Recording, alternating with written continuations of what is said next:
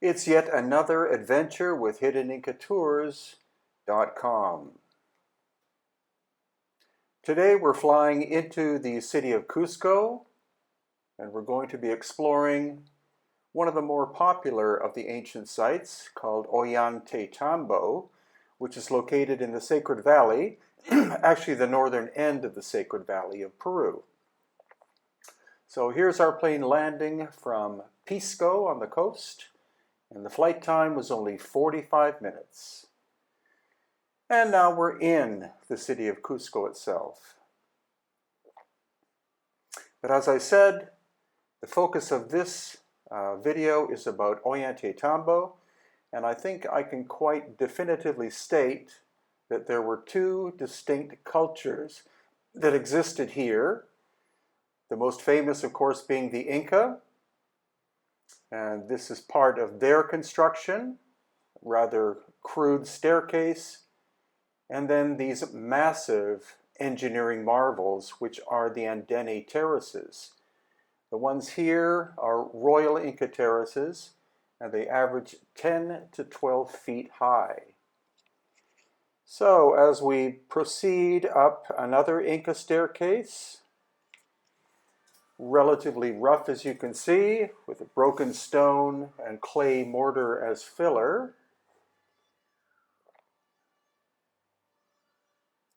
We're now looking out across the valley and towards another sector of Ollantaytambo. Here in the center you see the giant profile of a human face. That is Tinupa, also known as Wiriko-chan.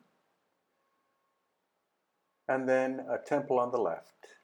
And here, once again, we're looking across from the main part of Ollantaytambo. There again you see the profile of the face in the center of the viewer. And the little town of Ollantaytambo, whose foundations are Inca, thus 600 plus years old. And here we're continuing along Inca staircases, again relatively rough, with broken stone and clay mortar. We're actually quite high above the valley at this point, which you'll see momentarily. And we're proceeding our way towards the megalithic aspect. So here we are looking out at the town of Ollantaytambo, again the profile of the face,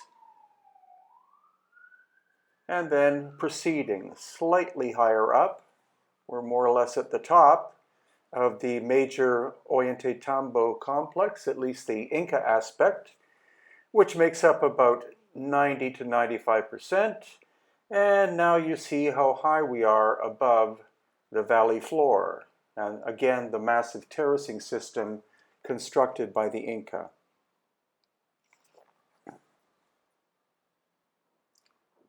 So once again, looking down on other aspects of the ancient site of Ollantaytambo.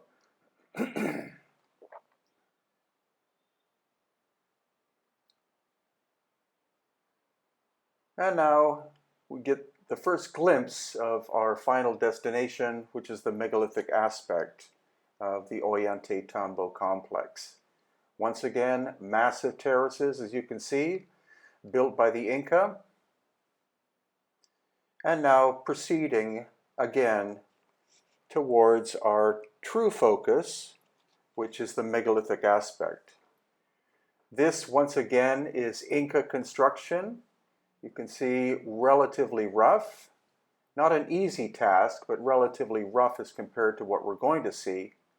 And then up one of the last bits of staircase, proceeding towards the megalithic aspect of Ollantaytambo. Retaining walls, which are Inca once again.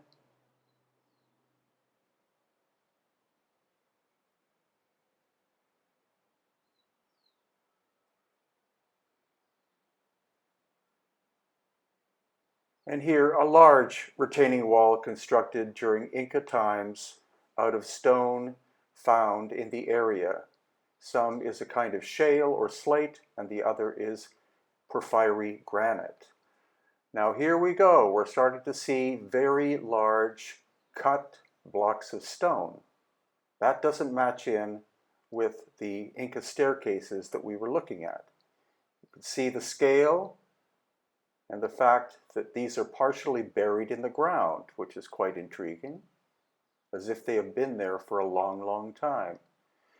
And here we see a section of wall with giant megalithic stones, probably reassembled by the Inca, and then the filler is very, very rough, and that's Inca repair. Here again we see massive blocks partially sunken into the ground. It's unlikely that they were on their way being moved to the complex. It's more likely that the complex got damaged by a massive earthquake before Inca times. And here once again we see the filler.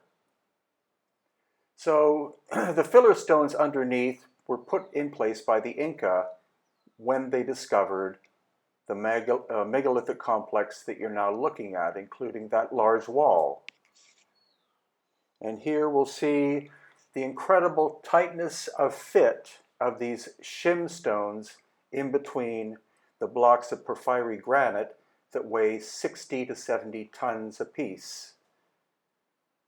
Once again, you see the very fine tightness of fit, which could not have been achieved by the Incas' bronze or copper chisels.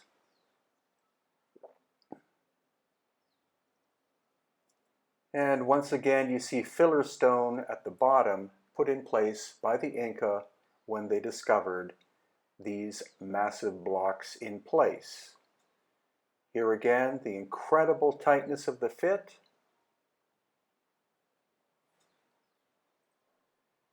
And some other giant blocks that look like they were cast down by some kind of cataclysmic event.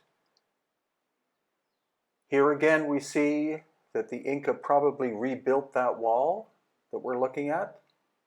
And you can see that they put filler on top of smaller stones after they had put some of the giant blocks back into place. And once again, compare the size of the giant porphyry granite blocks with the filler in between and above. There is no way that all of this was done by the same builders. Obviously, the megalithic work is much, much older. And now more giant blocks of porphyry granite, weighing in the neighborhood of 10, 20, even 30 tons. A perfectly constructed retaining wall that is clearly pre-Inca and had to have been made using high technology of some kind. And here we see the actual evidence of what could have been one of the megalithic stones being cut.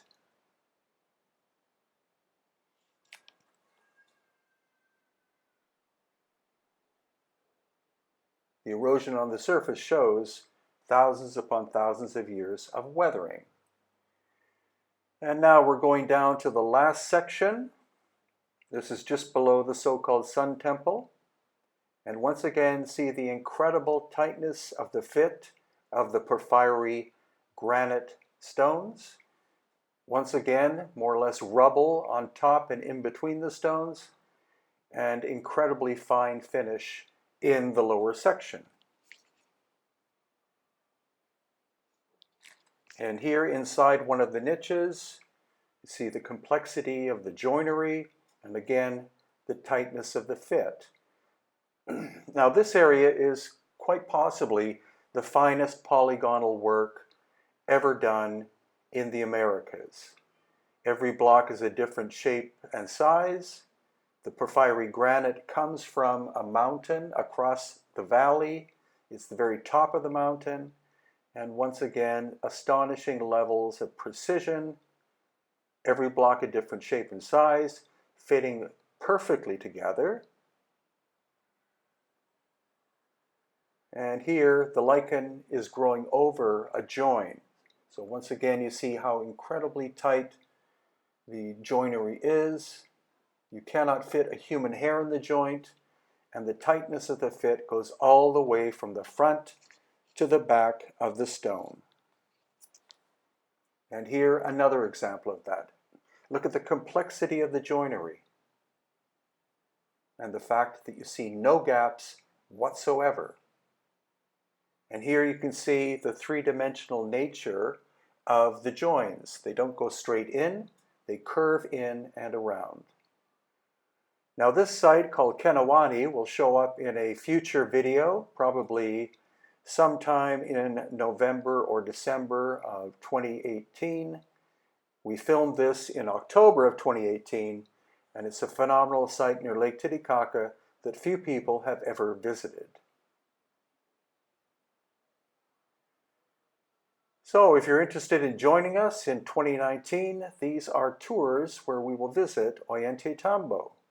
In June of 2019, the Inti Raymi Inca Celebration of the Sun Tour. In August, the Elongated Skulls of Peru Tour. And in November, Lost Ancient Technology and Serpentine Mysteries Tour of Peru and Bolivia. And here's a related book at Amazon.com that discusses Ollantaytambo and many other sites, Lost Ancient Technology of Peru and Bolivia, Volume 2. Please subscribe to this channel and click on the bell so that you are given updates every time a video is loaded.